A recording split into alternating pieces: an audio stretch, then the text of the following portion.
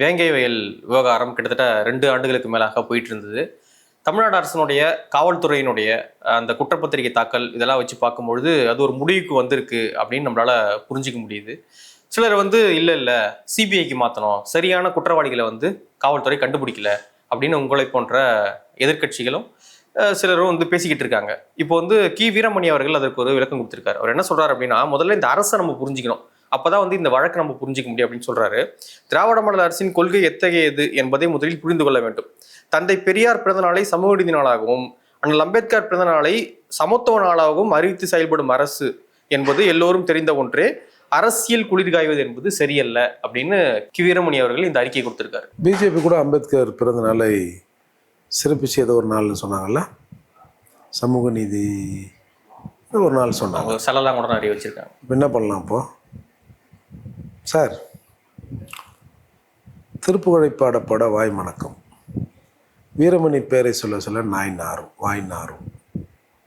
ஏன்னா நாஞ்சில் சம்பத் ஒன்று சொல்லியிருப்பார், வீரமணின்னு ஒருத்தர் இருக்கான், காசை கொடுத்து விளம்பரத்தில் கூட அவன் நடிப்பான். இது அவர் கருத்து மாதிரி தெரியலையே, பொதுவான கருத்து. ஆனால் அதை நாஞ்சில் சம்பத் வெளியிட்டார். நீங்கள் யூடியூப்பில் தேடி பாருங்கள். அதே மாதிரி சுபவியை பற்றி கூட சொல்லியிருப்பார், காசு கொடுத்தா அவெல்லாம் கொலைப்பான்னு. அதான் யூடியூப்பில் இருக்க, நீங்கள் எடுத்து போடுங்க சார். நம்மலாம் தமிழர்கள் அவ்வளோ நாகரிகமற்றவர்கள் இல்லை சார். ஒரு வயசில் ஒரு 96 வயசு ஆகிற ஆசிரியர் ஐயாவை போய் நடிப்பார் நான் சொல்லுவேண்ணா சார்? அவ்வளோ தரம் தாழ்ந்தவர்களாக நாங்கள். அதெல்லாம் அவங்க வகையராக பேசிக்கிறது. அதில் நம்ம வீரமணி பேசுகிறத ஒன்றும் நம்ம பெருசாக எடுத்துக்குவோம். தமிழ்நாடு காவல்துறை மீது நம்பிக்கை இல்லை அப்படின்னு சொல்கிறது ஒரு ஏற்புடையது கிடையாது.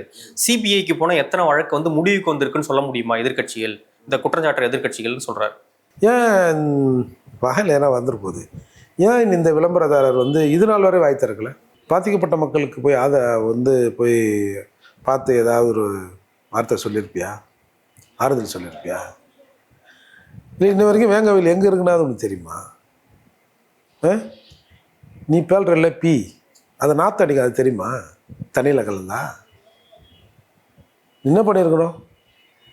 பெரியாரத்தோடைய எல்லாத்தையும் நான் தான் வச்சுருக்கிறேன், அப்பையும் நான் தான் வச்சுருந்தேன், இப்பயும் நான் தான் வச்சுருக்கிறேன் அப்படின்னு சொல்கிற வீரமணி நேரடியாக ஒன்று இவர் அங்கே போயிருக்கணும், இல்லை அங்கே யாராவது இவங்க ஆள் யாராவது இருந்தால் அவங்க இந்த ஜனங்களை வர வச்சாவது என்ன தாங்க உங்கள் ஊரில் நடந்தது. அதான் திருமாவளவன் பார்த்தார் இல்லையா, பிசிகாவை பார்க்குது. அப்படியா? காலையில் வீரமணியும் திருமாவளவன் தனித்தனியாக சாப்பிட்டாங்களா, இல்லை 2 பேருக்காக ஒருத்தர் சாப்பிட்டாங்களா? எல்லாமே பிராடு கோஷ்டி தான்ற நான்.